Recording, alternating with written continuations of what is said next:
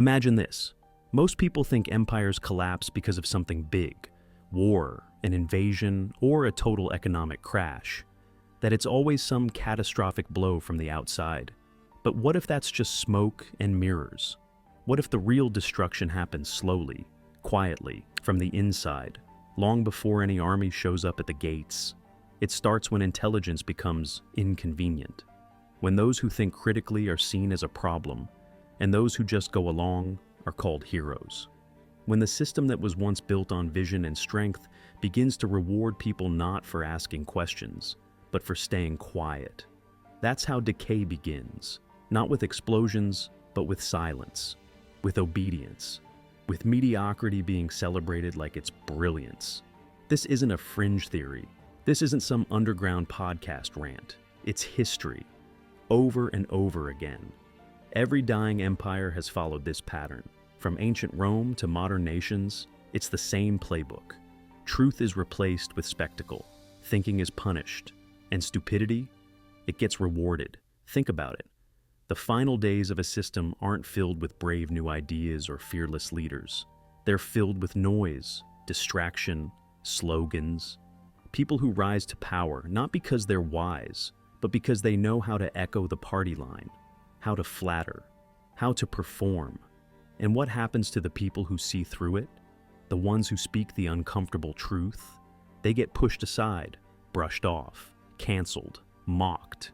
Meanwhile, the loudest ones, the ones who say absolutely nothing of value, get paraded as leaders, influencers, visionaries. Sound familiar? Ever looked around and thought, how did this person end up in charge? Ever asked yourself how questioning something became offensive? Why deep thinking gets labeled as negativity, and shallow nonsense is called confidence? If you've ever felt like the only sane person in the room, if it feels like the world applauds the clown louder than the thinker, you're not crazy. You're awake, and that makes you dangerous in a system that rewards sleepwalking. History doesn't just rhyme, it loops perfectly.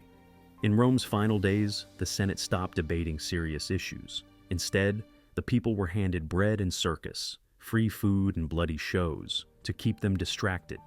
The wise were ignored, the loud were rewarded. Same thing happened in Nazi Germany. At first, some intelligent people were drawn in, but eventually, if you dared to question anything, you were removed, silenced, gone. All that was left were the cheerleaders, the blind loyalists, and they followed the whole thing into total collapse.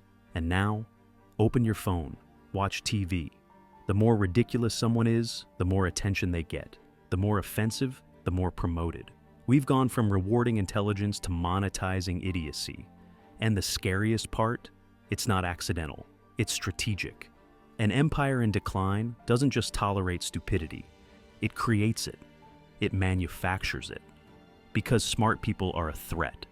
They question things. They don't obey easily. They think for themselves. And that kind of person, they won't clap on command. So, over time, the system changes. Quietly. It stops rewarding competence and starts rewarding compliance. It stops seeking brilliance and starts selecting for obedience. And before you know it, the people running things aren't the smartest. They're just the safest. No one stands up and says, hey, from now on, let's punish thinking. It just happens, slowly. Promotions go to the yes men. Awards go to the agreeable. And the truly capable people, they either get pushed out or worse. They learn to shrink themselves to fit in. And that's when the decay becomes irreversible, because the system starts rejecting the very thing that once made it strong. Truth becomes dangerous. Intelligence becomes rebellion. And everything becomes a performance. Suddenly, it's better to look confident than to actually know what you're doing. Better to sound right than to be right. Better to smile and nod than to challenge the status quo. And what does that lead to? Innovation dies, truth gets buried, problems get ignored until they explode. And when real crisis hits, there's no one left who knows how to think straight. Because the people who could have fixed it were pushed out years ago. It doesn't happen overnight. It's a slow rot. And by the time the whole thing collapses, nobody even remembers what it was like to be wise. The empire dies, not because it was attacked, but because it stopped listening to the people who made it strong in the first place. You ever feel like you're being punished for thinking too deeply? Like you're too intense for a world that loves being fake? That's the filter at work. It's real. And in part 2, we'll look at exactly how this same pattern played out through history, from Rome to Imperial China to Nazi Germany, and how it's repeating right now in ways you might not even notice. The pattern we just talked about, it's not new, it's not theoretical, it's historical. You can trace it across every fallen empire. Once you see it, it becomes impossible to ignore. Let's start with Rome. At its height, Rome was a magnet for brilliance.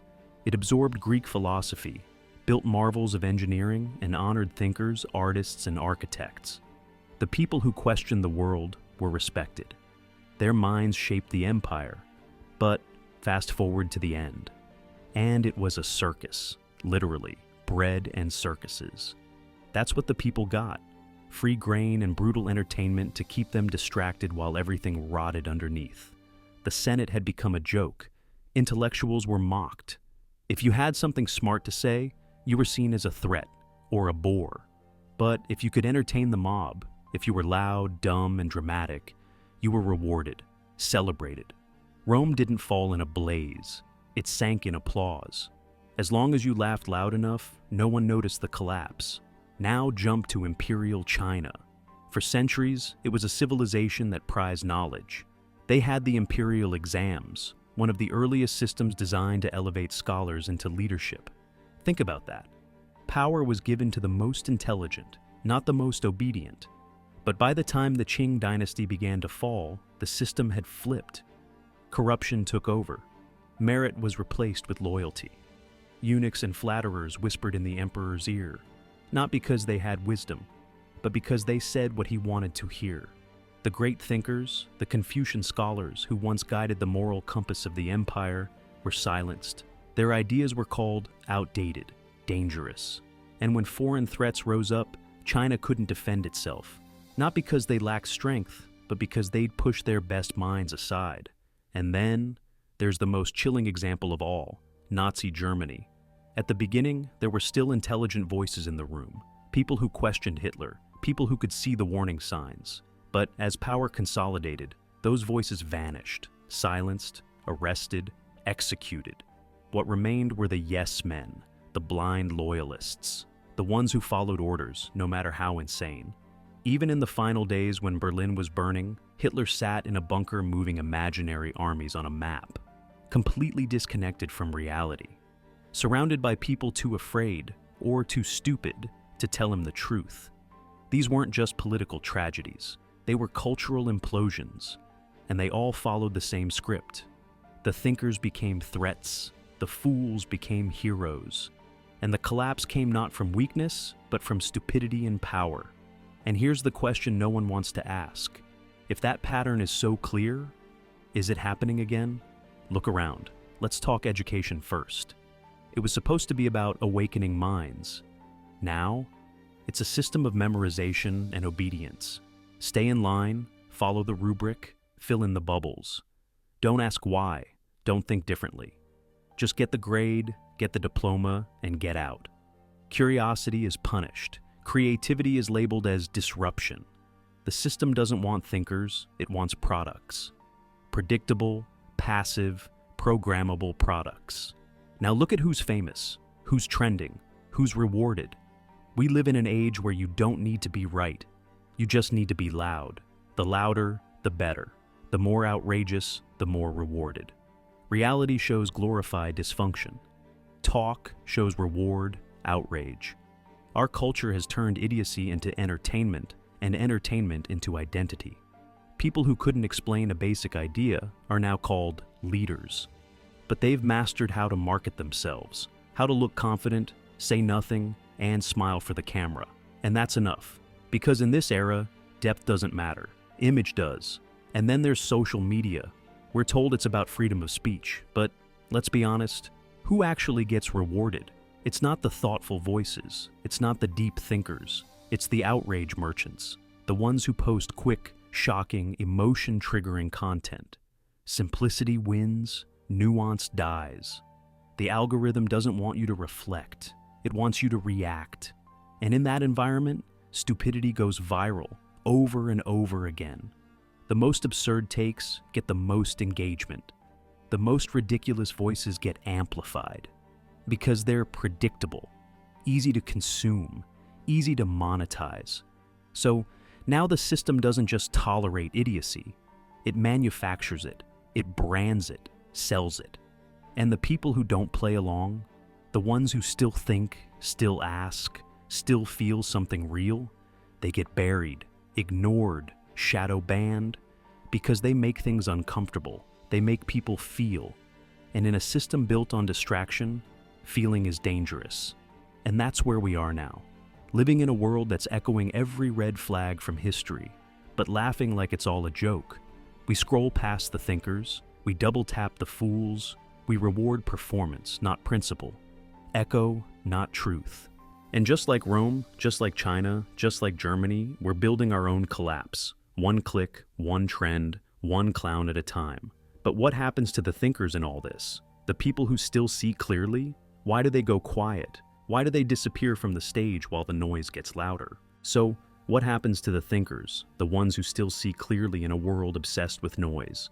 You'd think they'd speak louder, push harder, fight back. But many don't. Not anymore. Because in a culture that punishes depth and rewards simplicity, intelligence isn't just ignored, it's discouraged. The smarter you are, the more clearly you see the cracks. The more honest your questions, the more threatening they sound. And in this system, truth sounds like defiance. Wisdom looks like arrogance. Honesty is labeled as hate. It doesn't happen all at once. It starts subtly. You question something obvious, and people look at you like you're crazy. You try to explain the flaws in the system, and they tell you you're being negative. You speak a truth that makes others uncomfortable, and suddenly, you're the problem. You're not labeled insightful. You're called intense. You're not considered wise. You're called difficult, or toxic, or a conspiracy theorist. And so, the intelligent begin to self-censor, not because they're wrong, but because they're tired. Tired of backlash. Tired of being misunderstood. Tired of explaining nuance in a world that wants headlines and hashtags. You've probably heard it before. Don't overthink it. Sounds harmless, maybe even kind. But what it really means is, don't look too closely. Don't question the script. Don't disturb the comfort. Stay on the surface, where it's safe, where it's shallow. Because when you go deeper, you see the whole illusion. And once you see it, you can't unsee it. That's why thinking becomes rebellion in a collapsing system. That's why truth becomes the enemy. And so, slowly, the wise learn to stay quiet, not because they've lost their voice, but because they've learned the cost of using it. They shrink themselves, water down their words, smile politely when they want to scream, until silence becomes a habit, until hiding becomes easier than fighting.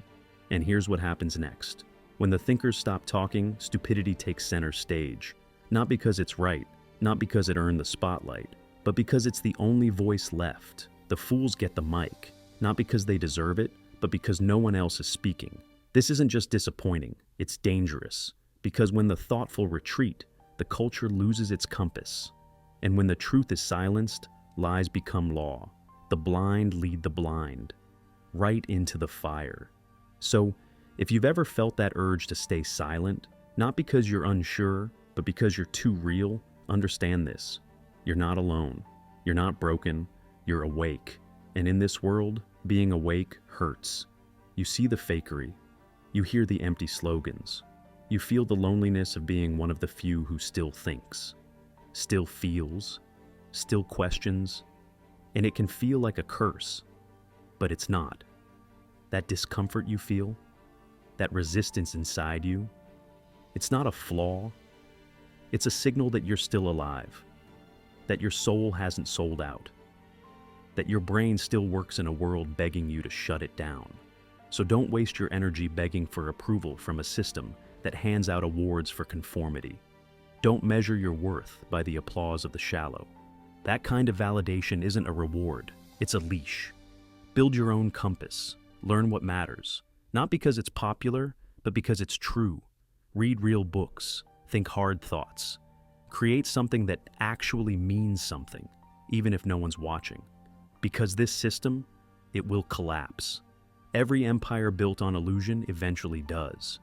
We don't know when, but we always know how. The signs are here, the patterns are repeating, and when it all falls apart, the only thing that matters is this. Did you keep your mind, not your image, not your status, not your follower count, your mind? Did you stay honest while the world lied? Did you stay sharp while others chose the blur of comfort? Did you speak, think, and move with integrity, even when no one was clapping? Because when the dust settles and the noise dies, the only ones who can rebuild are the ones who never sold out. You don't have to scream. You don't have to fight every battle. You just have to stay awake, fully, deeply, unapologetically awake. Because the people who hold on to truth during collapse, they carry the seeds for what comes next. So now you have a choice. You can laugh with the clowns as the empire burns, cheer the stupidity, play along with the show. Or you can be something else, someone else, a quiet force, a clear mind, a steady soul, someone who refuses to trade truth for ease. Ask yourself, do you want to be a pawn in the final party of stupidity? Or do you want to be the one who plants something real for what comes after? Because the end of an empire is always loud, but the beginning of something new, that starts in silence, with one person who refuses to lie anymore. Maybe that person is you.